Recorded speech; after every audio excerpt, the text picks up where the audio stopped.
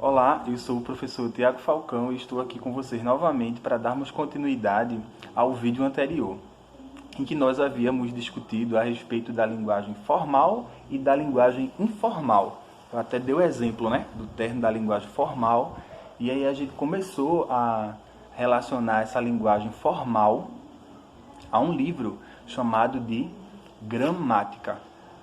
Gramática, que é um livro que reúne algumas regras da língua. Na verdade, quase todas as regras da língua vão ser encontradas aqui.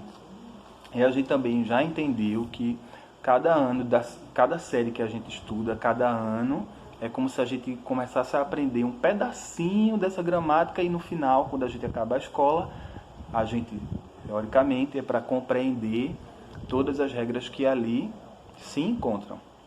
Essa gramática, a gente chama ela de gramática prescritiva, ou então gramática normativa. Ela é uma norma, é como se fosse uma lei que diz como deve ser escrito ou não.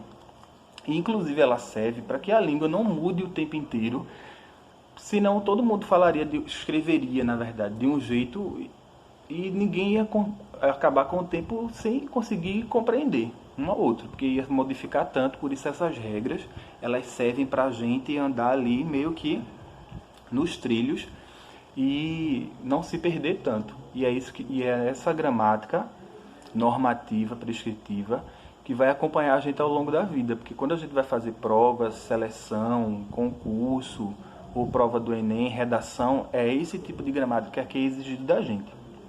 Mas apesar dessa ser uma das que a gente mais utiliza, não quer dizer que não existam outras. Existem outras gramáticas. Existe uma gramática que se chama, por exemplo, a gramática comparativa. O que é a gramática comparativa? Do mesmo jeito que a gente tem necessidade de organizar a maneira de escrever aqui, lá nos Estados Unidos, por exemplo, as pessoas também têm necessidade de organizar como é a língua deles. E aí o que é que faz? Tem até um exemplo da gramática inglesa aqui, ó. Que são regras que são diferentes, claro, são línguas que são diferentes. E aí, essa gramática comparativa, o que é que ela faz? Ela vai estudar duas gramáticas e fazer uma comparação. Aí vem um outro livro comparando as regras de uma língua e as regras da outra, como é que funciona uma e como é que funciona a outra. Esse é um exemplo de gramática comparativa. Existe também uma gramática que se chama gramática histórica. Essa gramática histórica, ela vai pegar a língua lá do comecinho, de onde ela surgiu, como aconteceu. A gente sabe que o nosso português veio de Portugal, né? Então, essa gramática histórica, por exemplo, ela poderia pegar ela pega essa história lá desde Portugal, quando chega aqui no Brasil, se os índios tiveram influência ou não nessa essa nossa língua, qual a influência do negro africano que também aqui estava, qual a influência de outros povos que chegaram aqui na nossa língua.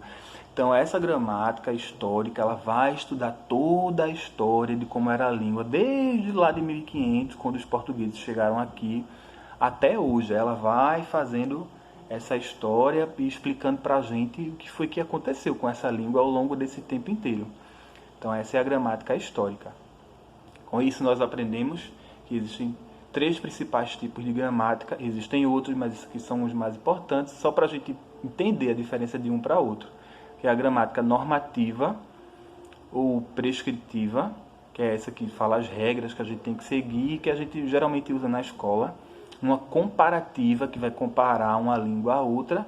E também tem essa, que é a gramática histórica, que inclusive é super importante para a gente poder entender como é que funciona a língua, que ela não chegou assim e pronto, acabou-se, é isso mesmo. A língua sofre mudanças e, inclusive, essa gramática e essas regras também sofrem mudanças ao longo do tempo.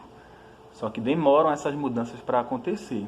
Que a gente vai falando de uma maneira diferente, até que um dia os gramáticos estudiosos fazem com que essa fala nossa, da maneira que a gente fala, acabe se tornando uma regra também, uma norma lá dentro dessa gramática normativa.